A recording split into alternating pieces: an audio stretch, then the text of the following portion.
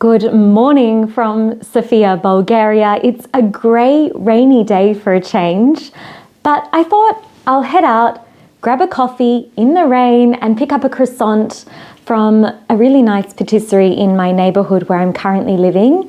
Today is my first day back at work, and at the start of the year I always do a yearly planning day or two, so let's see how I go. I thought it might be nice for you to see behind the scenes of my life as an executive speaking consultant and opera singer. So let's head out into my neighbourhood. So here we are in San Stefano. It's a really cute little street with some nice patisseries. This is a raw food patisserie, and we have a gelati store which is open all year, but we are headed to this croissant shop.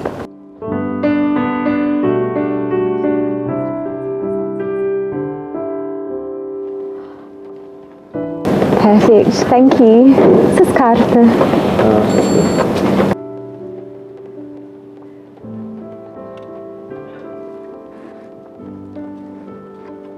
So I've got my croissant and now it's time to grab coffee from this great coffee shop.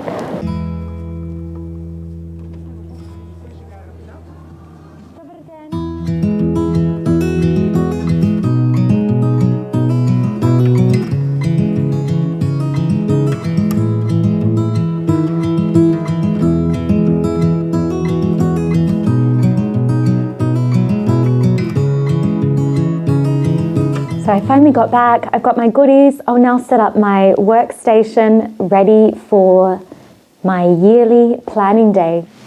Okay, I'm about to set up my workstation, but first let's give this croissant, the most expensive croissant in Bulgaria, I'm pretty sure, a try.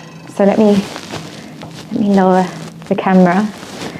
And I want you to let me know whether you think it was worth it. It cost 6.80 lev. So if you're Bulgarian, you'll be like, Sarah, you got ripped off. You totally got ripped off. Well, super crunchy, super flaky, and we've got some hazelnut action in the middle. I mean, this is very sweet for me. I'm not such a sweet eater, but I do know that today is going to take a lot of energy out of me, so it doesn't hurt to have breakfast. Actually, I don't normally eat breakfast, so let's check this out.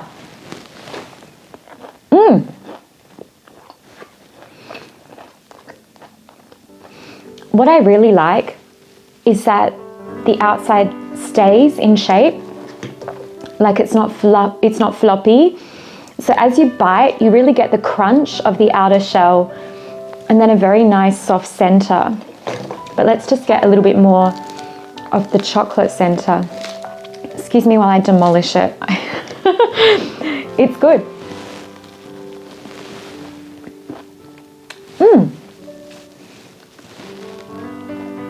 So the guy told me it was hazelnut, but actually it's Nutella. I think that's what he meant, hazelnut and chocolate. So it's definitely a Nutella center. Look, it's very nice. All right, so I'm nearly set to go, but I just remembered I actually have an unboxing. I needed a new cover for my computer, and that arrived in the post while I was away for Christmas holidays out of Sofia. So let's unbox it together. It's come from Burger, which is a wonderful brand. In fact, I use them for everything. I've been using them for iPad covers for a few years. Got a cover for my iPhone as well, and also my Galaxy Flip through Burger. I have to say the quality is amazing. Strongly recommend it, so let's check it out together. And I'm excited to check it because so far so good with their products.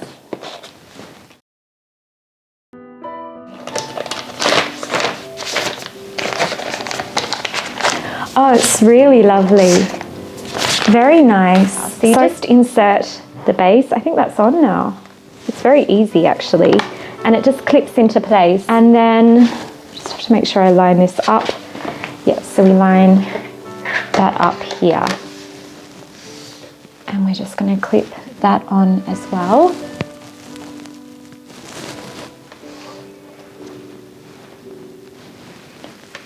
Nearly. Okay. All right, that's it.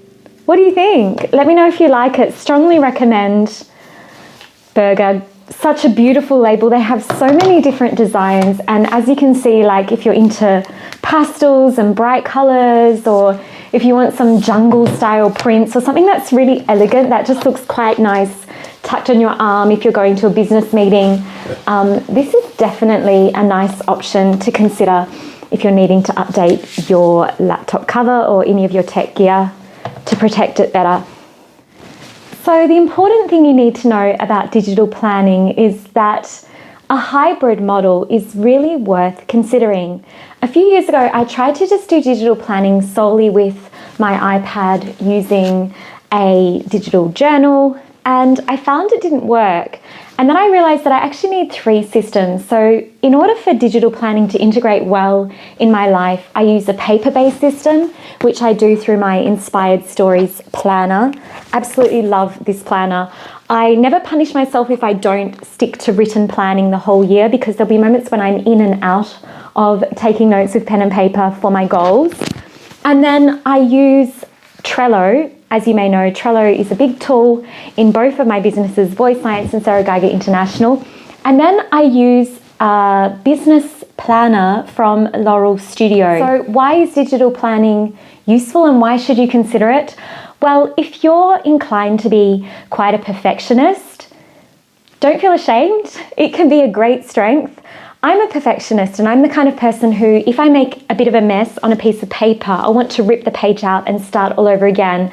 And that for me was really reassuring, because if I was taking notes in my planner, I was able to then refresh it, fix it, start clean very easily by just clicking undo or using the eraser with my Apple Pencil. So the good thing about digital planning is if you're someone who changes your workflow, which is me, sometimes, my life can change drastically, you can start to automate the layout of the pages according to changes in your lifestyle. So last year I switched from being in Melbourne to Europe in September, and I was able to really rapidly adjust my routine with the digital planning so I could just hit the ground running and get all the work that I needed to do done.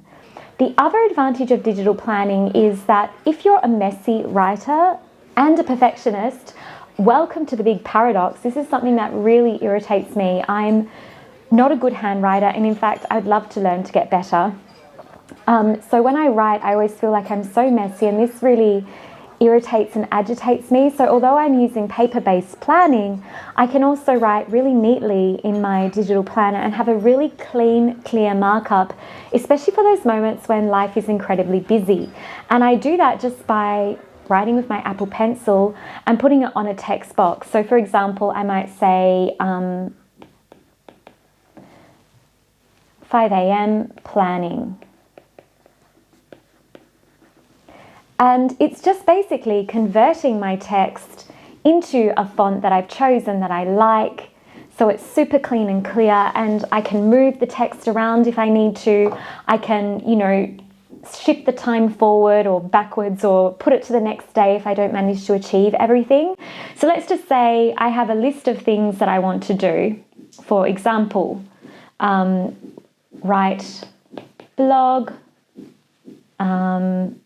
we'll put something else in, newsletter, and check references. And we can imagine that these tasks are weren't done as hoped. So what I do is I can just really rapidly select these tasks by circling them, copying them, or even just cutting, going to the next day and pasting them into my to-do list really rapidly, so I don't have to keep kind of rewriting as I would in my paper-based system. With the paper-based system, I haven't started marking that one up yet, but this is my diary from Inspired Stories. Let me just get it in for you. Hopefully you can see. It's really lovely. It's really nice if you feel like having more of a sensory experience, or if you want to sort of go out and have some notes tucked under your arm. It includes some really nice systems to track your daily habits and routines. It also has some great quotes to start off the month, I believe it is, and gives you little monthly wish lists that you can add.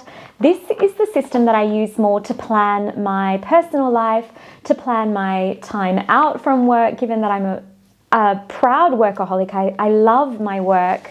I really enjoy every single minute that I'm working, and this for me means that because of that, I'm at risk of always working. So I use this planner actually just to coordinate rest and even maybe put notes about what friends I should catch up with or what exercise I want to do, what I might be eating for the week. Any of the steps that I have around my personal goals for the month or the week ahead, I can start mapping out so that work life and personal life are kind of truncated and separate from each other. If I need to have something really important to remember that comes from the digital plan around my workflow for the businesses, I'll add that in here. But generally, this is just a diary for pleasure and leisure, and the way it looks even gives me a lot of joy. I enjoy writing in it and using it. Then the other system that I use is Trello. So my macro holistic goals are done through the Trello app. So using Trello, I map out my project goals for my business, my goals for my team and for clients and things like that.